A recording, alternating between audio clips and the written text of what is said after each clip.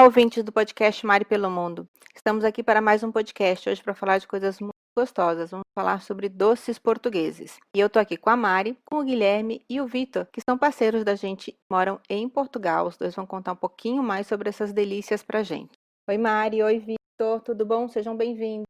E aí, Guilherme e Vitor, vocês estão falando diretamente de Portugal e hoje a gente vai falar sobre doce. Já estou aqui empolgada para falar sobre pastéis de Belém, só que eu sei que tem um monte de peculiaridades com doces portugueses. Vitor, conta um pouquinho da sua história, rapidinho, para a gente te conhecer, Guilherme também. Olá, então meu nome é Victor Barros, eu estou em Portugal há cerca de 7 anos, vim aqui para cursar um doutoramento aqui na área de informática e fiquei, né? Estou aí até hoje trabalho aqui na universidade, só que eu tenho uma paixão muito grande que é a gastronomia, né? Então, desde que vim para cá, eu estive a descobrir cada vez mais as delícias desse país, né, não só dele, mas da Europa como um todo, mas Portugal e as suas peculiaridades, né, e com várias delícias em cada região, apesar de ser um país super pequeno, tem diferentes tipos, né, tanto de doces, salgados e pratos, então nós estamos aí sempre descobrindo mais, conhecendo mais e aproveitando um pouco dessa rica gastronomia portuguesa. Ok, eu sou Guilherme Oeste, eu sou guia turístico aqui em Portugal. E também gosto da questão gastronômica e também vim aqui para poder explicar um pouquinho mais sobre doces, os famosos doces portugueses, os doces conventuais. O Guilherme, para quem não conhece, já tem um podcast dele, só procurar aí no feed. A gente conversou bastante sobre o Porto e o turismo nessa região, maravilhoso. Então, quem não escutou pode voltar lá e escutar. E agora a gente prometeu de voltar a conversar, falando sobre a gastronomia. Então, o Vitor foi fisgado pelas portuguesas no sentido dos doces. E aí eu tenho essa dúvida do pastel de Belém, que todo mundo vai para aí, fica nessa dúvida, come pastel de Belém, mas não é de Belém, é de nata. E é realmente o doce português que todo mundo come, porque eu tenho uma amiga que quando eu fui para aí, ela falou assim, vamos comer um pastel de nata. E eu falei, nossa, ainda aguenta. Né? Mas na verdade eu acho que é um doce que todo mundo come. Não. Realmente, em qualquer... Acho que não sei se existe alguma região em Portugal que não tem os deliciosos pastéis de nata, né? Porque o pastel de Belém é só em Belém, né? Então é uma marca registrada deles.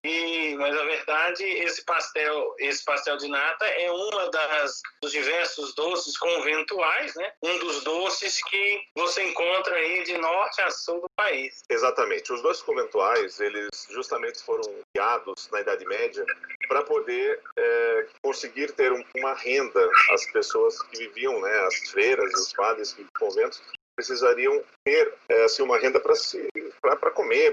As freiras, elas usavam as claras dos ovos para engomar as roupas, né, os hábitos. E as gemas sobravam. Como sobrava muitas gemas, eles resolveram criar esse doce. O pastel de Belém, essencialmente, ele é de 1837. Ele foi criado junto ao mosteiro dos Jerônimos, em Lisboa, justamente poder dar uma renda às pessoas do convento. No caso dessa fábrica famosa, né, dos pastéis de Belém em Lisboa, o que acontece é que ela tem algumas características. Eles produzem, por dia, 27 mil pastéis. E existe uma curiosidade. Na fábrica, eles só finalizam o doce. Creme, né? Esse creme que vem, ele é feito numa outra fábrica. Eles levam até Belém, porque é um segredo de família desde 1837. Então, é um segredo que não se... poucas pessoas dizem que tem 3 pessoas só que conhecem o segredo que vai ali. Agora, é impressionante, é um símbolo português. Eu acho que é dos doces que ultrapassou aquela questão de ser só um doce português. É uma marca portuguesa que, inclusive, quando você visita outros países aqui pela Europa, Espanha, Inglaterra, ou outros países, você encontra padarias portuguesas que tem... Quando tem uma padaria portuguesa, tem lá um pastel de Belém. Eu sei que mesmo em São Paulo ou outras regiões do Brasil, quando se remete a Portugal, lembra-se desse pastel. No caso de outras regiões fora de Belém, chamam de pastel de nata, porque nata representa um creme. Nós temos, assim, no Brasil, um creme de leite. Aqui, eles utilizam natas. Então, você vai no supermercado, você compra uma caixinha de natas para fazer um estrogonofe, fazer alguma coisa de doce, um mousse, você usa as natas. Então, por isso que fora dali, chamam de natas. E outra situação curiosa é que em Belém eles também servem quentinho. É diferente. Realmente, para quem já teve a oportunidade de conhecer outros locais onde se come, ali em Belém é quentinho, é muito crocante esse folhado e tem uma cremosidade única.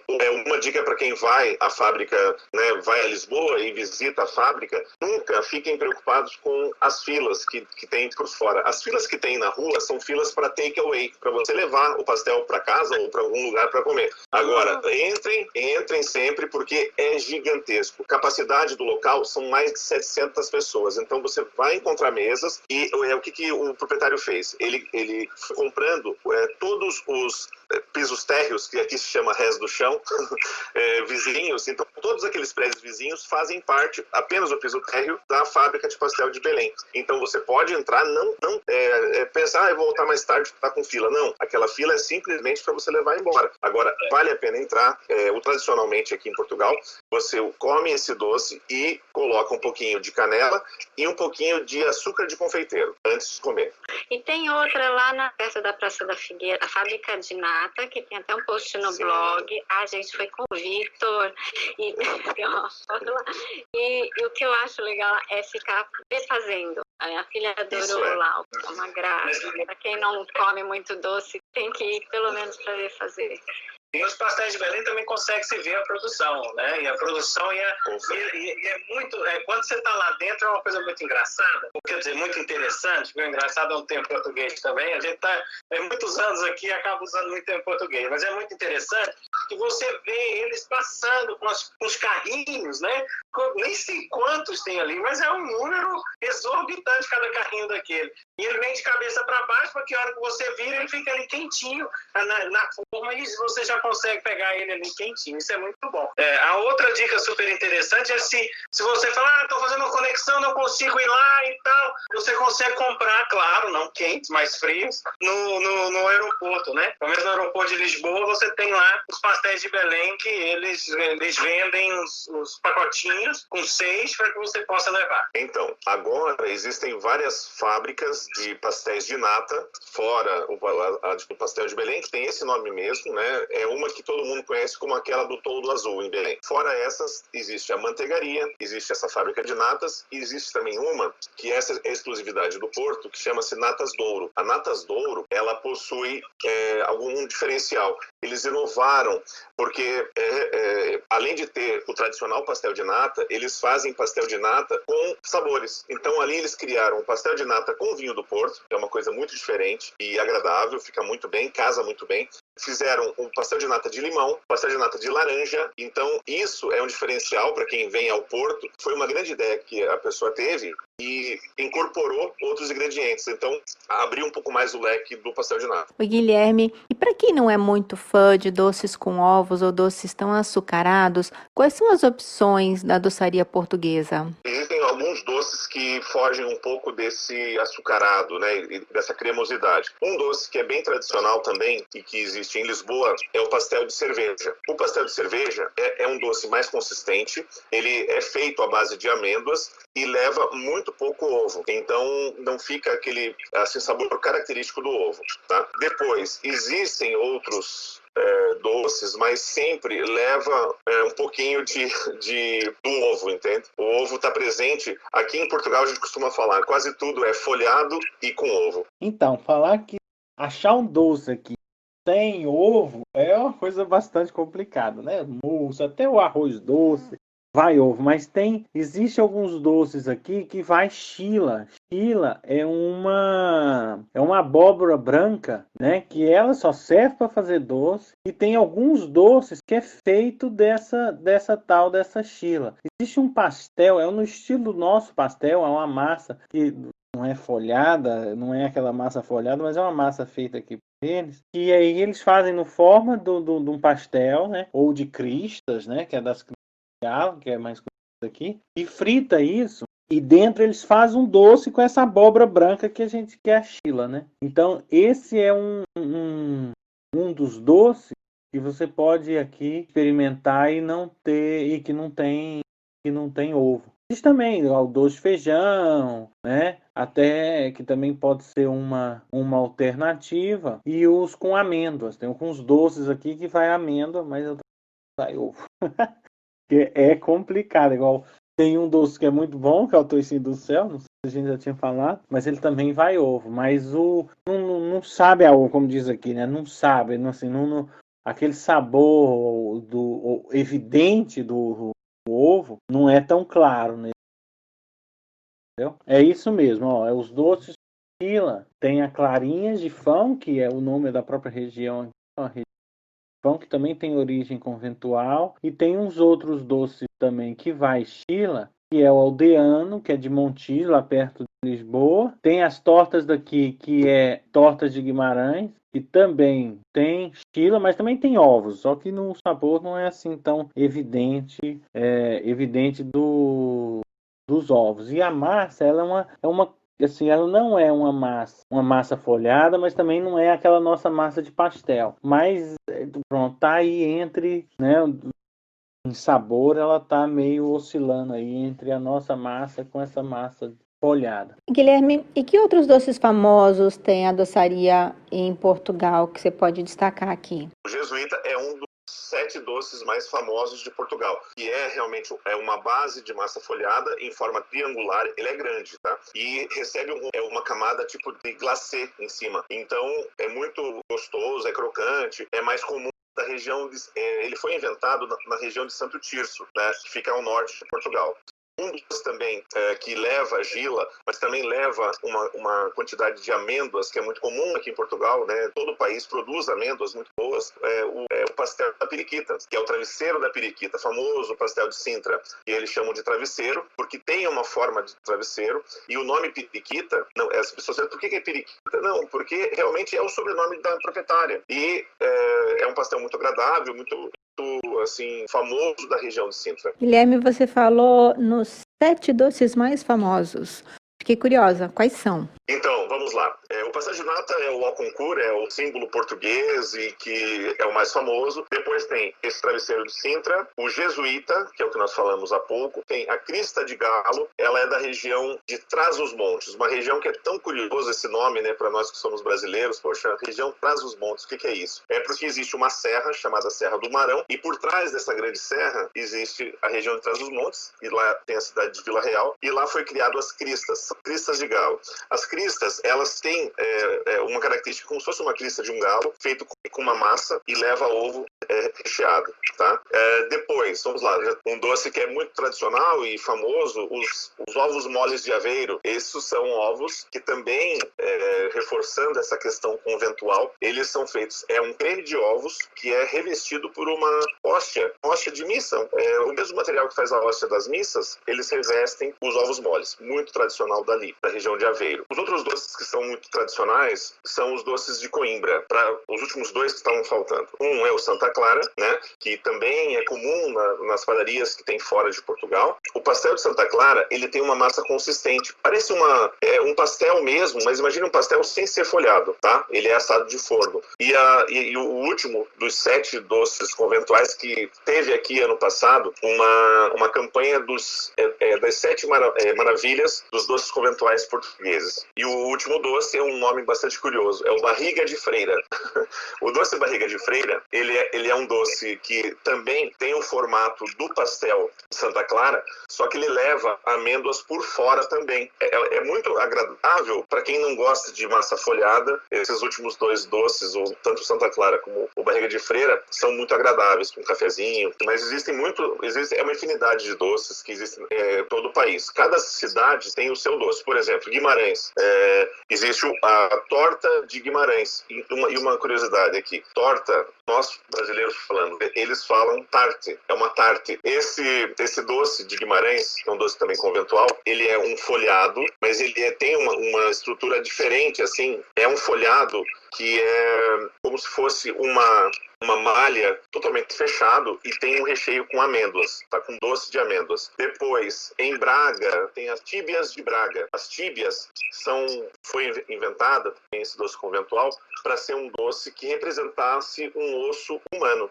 A tíbia é o segundo maior osso humano, né? Então, esse doce tem o formato da tíbia e é recheado com creme de confeiteiro, assim, que é muito saboroso também. Depois, vamos fazer, então estamos no norte, né? Vamos dar um pulo para o sul do país, Algarve. O Algarve é uma região que é muito tradicional dos doces feitos com marzipan. Aqui, o marzipan, eles chamam de maçapão, mas são doces que são feitos com a mesma farinha de amêndoa, né? Tudo é só feito com amêndoa.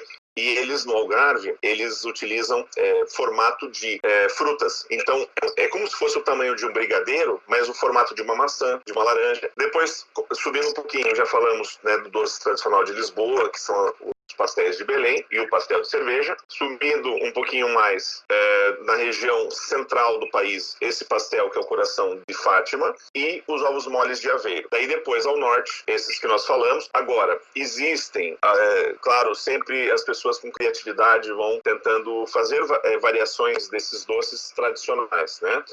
Falando em doces, uma situação que é muito curiosa aqui, qualquer restaurante em Portugal você vai e você encontra esse doce, que é Molotov.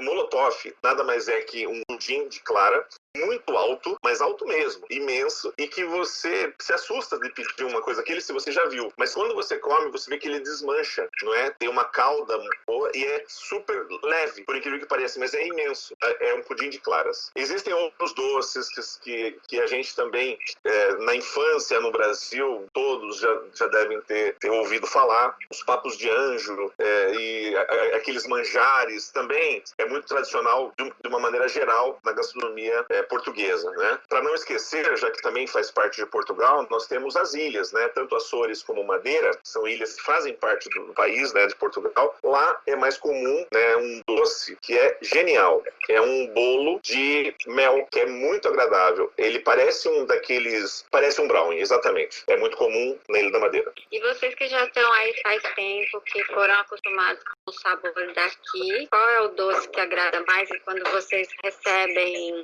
visitantes também, qual é o doce que agrada mais o paladar do brasileiro? Olha só, os doces que mais agradam, realmente, as natas são doces que...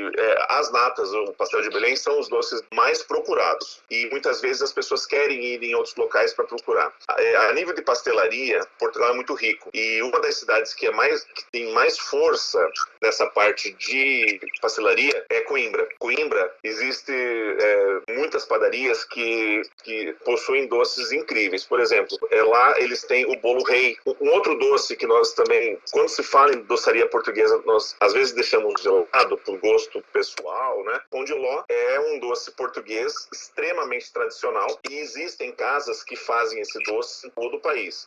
E eles são bastante elaborados, é massa folhada, é massa de hóstia e tal. Qual é o doce que as pessoas fazem em casa? Qual é o doce que o Vitor faz em casa e o Guilherme faz em casa, quer saber?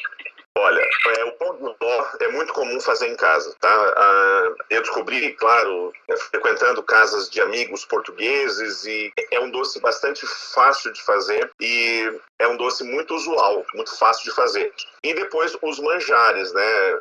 O manjar de coco. Agora, nós também poderíamos entrar por um lado que ainda não falamos, que é a gastronomia, a pastelaria portuguesa, de um alto nível. Por exemplo, o doce mais importante para os grandes chefes e pessoas que frequentam restaurantes de alto nível chama-se pudim de abade de priscos. Esse pudim tem uma curiosidade que muitas vezes, quando eu estou com alguns turistas aqui passeando, a gente não fala o que é, porque se ele está à mostra, você vai ver, é lindo, é bonito, é como se fosse um pudim de leite muito brilhoso, mas a gente não fala nada, porque tem uma peculiaridade que nós falamos depois que a pessoa pessoa come? É um pudim de leite que é feito com porco. É feito com uma espécie de bacon derretido, certo? É isso mesmo. Então é isso que eu falo, olha, é isso que deu aquele brilho, tá vendo? Não, mas isso... Depois? Só depois. Essa é sacanagem. Senão a pessoa não come e se assusta. E é muito, claro... pessoa vegetariana primeiro, né? Assim, isso sim, isso a gente já sabe, mas a questão desse doce, ele é muito tradicional. Nos principais restaurantes portugueses servem esse doce, porque ele é num nível muito gourmet. Só complementando o pudim à base de prisco aí, tem alguns restaurantes, né, que tem chefes que fazem esse pudim em um formato assim, né, minúsculo, né, claro, porque é gastronomia molecular e tal, mas eles entregam em outros restaurantes porque é o aclamado, entendeu? Existem aqui alguns pudim à base de priscos feitos por alguns chefes que são tão aclamados que outros restaurantes recebem e vendem. Então você vai lá, tem um pudim à base de priscos do chefe tal, entendeu? Agora não vou lembrar o nome dos chefes aqui, mas são 2 ou 3 chefes que estão especializados aí na doçaria, mas são chefes, não são pasteleiros, né, como dizem aqui, mas são realmente chefes que também gostam dessa particularidade do doce. E não só vai esse toicinho de porco, alguma coisa do porco ali, né, do toicinho do porco, mas também vai, gemas e mais gemas, e muito açúcar, né? E tem algumas variações, alguns que colocam também laranja, né, para dar um sabor diferenciado. Mas basicamente é gema. Então dá para encontrar doce bom nas doçarias que você falou, né? E também como sobremesa nos restaurantes. Exatamente. Agora, nós estamos falando assim de doces muito tradicionais, né? Um doce que é importante falar, porque você visitando Portugal, você vai encontrar, com certeza, tanto em Lisboa como no Porto, um doce que, para muitos, você olha ali, é um sonho. Um sonho é como a gente tem no Brasil, mas aqui chama-se bola de Berlim, porque foi criado em Berlim, na Alemanha, foi trazido para Portugal. Não é um doce de origem portuguesa, mas tem em qualquer lugar. A bola de Berlim, que seria um sonho como nós temos no Brasil, só que aqui os recheios são geralmente com creme de ovos. E acompanhado de um bom vinho. Acompanha bem. O vinho do Porto é realmente o que eleva, potencializa a qualidade do doce. Onde que a gente foi naquele que tem pão de ló, né?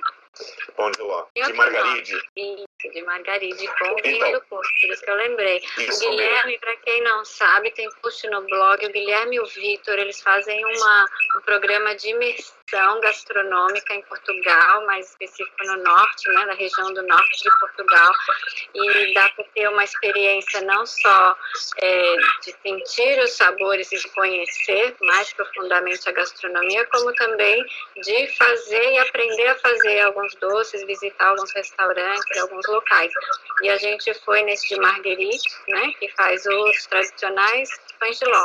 Lá eles fazem um pão de ló e eles serviam, a monarquia portuguesa acabou em 1910. No período da monarquia, eles já existiam essa fábrica e serviam a família real. E eles também fazem as cavacas. Cavacas são a mesma massa do pão de ló em forma de bolacha com glacê por cima, que é muito saboroso.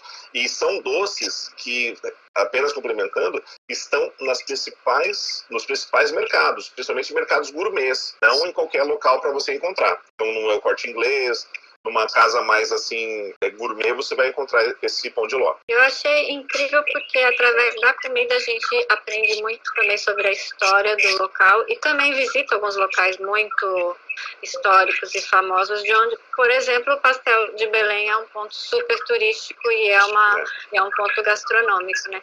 E esse programa, então, quem tiver dúvida ou quiser saber um pouco mais, só mandar um e-mail pra gente, maripelomundo@gmail.com, que a gente conta tudo. Eu acho que vale muito a pena quem quer conhecer Portugal de uma forma diferente, ou para quem já conhece, ou para quem não conhece, quer conhecer através da gastronomia a parte histórica e cultural. Bem bacana.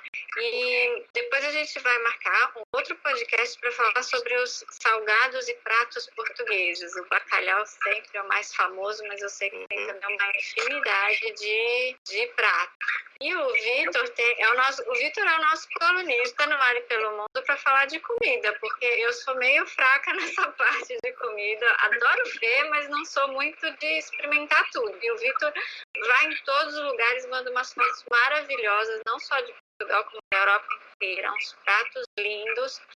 E me fala um pouquinho essa diferença. Cruzou a fronteira ali, já muda completamente, né? Espanha, França. E você que tem viajado bastante para a Europa, qual que é o que ainda conquista ali na gastronomia portuguesa? Qual que conquista o quê? Não entendi o conquista. O que te conquista mais na gastronomia portuguesa, comparando com todos esses lugares maravilhosos que você foi pela Europa toda? O ponto da gastronomia é uma coisa super rica e é de país a país, né? Então, todos os países têm as suas peculiaridades. Mas é claro que a Itália, eu tenho uma paixão muito grande pela Itália. E eu vou todos os anos, porque eu também gosto muito da música italiana, então eu vou sempre assistir show na Itália. Então, a Itália tem uma gastronomia rica que me fascina muito. E, recentemente, eu estive no Líbano e eu realmente me apaixonei pela gastronomia da região deles lá. De pelo menos 2 ou 3 regiões que eu tive, os nomes complexos, eu não consigo aqui replicar, mas a fartura, né, e as diferentes formas da comida libanesa é uma coisa impressionante. Eu gosto muito da comida libanesa que tem no Brasil em várias regiões, mas existem algumas casas, né, em Líbano, por exemplo, que são pratos dos seus antepassados. Então, são pratos que hoje você não vai encontrar, porque chega no Brasil só com inúmeras variações que lá você consegue ver na íntegra, né? Existe um prato, por exemplo, que se chama mijadra. É um prato que tem aí, né? Só que lá no Líbano ele é doce. Eu nunca tinha imaginado na minha vida que eu iria comer um mijadra doce, né? A questão do charuto também. Então, hoje variou muito no Brasil e lá o charuto, muitos também ele é adocicado, não é que ele é doce. Existe não vou lembrar agora. É de romã. Só que não é um creme, é um líquido pastoso. Tipo, nós temos na Itália o azeite de... como é que chama, gente? Agora eu vou esquecer. O azeite de Modena. Isso, azeite de Modena, que é feito o Guilherme aí falou, o azeite de Modena, que é que eu falo, não entendo nada de comida. Peraí, já que a gente interrompe, azeite de Modena. Só que eu tinha que interromper. André, quanto tempo? Então, peraí, Vitor, termina de falar dessa, aí se você quiser falar mais alguma coisa, e aí você entra para encerrar. Aí eu já nem falo mais nada, André.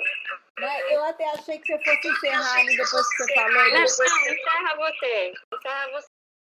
O meu... Peraí. Deixa só o Vitor terminar o raciocínio, mas você encerra, porque o meu tá dando muita microfonia, tá ruim. O meu som tá ruim. Então tá. Tá, onde é que eu tava? Enfim, era só o charuto, por exemplo, que vem ele é adocicado porque tem ali um azeite de romã, então é muito bacana. Eu trouxe, claro, porque eu sou apaixonado na gastronomia, então eu trago. Então são essas peculiaridades que se vê de país a país. Eu estive no norte da França também, comi alguns pratos que eu nunca tinha imaginado. Enfim, a riqueza é brutal, né? Tanto quanto Portugal. Agora eu vou só fazer depois vocês incluem da forma que vocês quiserem, a questão dos doces conventuais. É impossível falar de todos os doces em um dia. Tem que ser uma sequência de horas e horas. Porque existem mais de 1000 doces conventuais. Só doces conventuais. Só para você perceber a riqueza que é a doçaria, né? Que aqui não é doçaria portuguesa.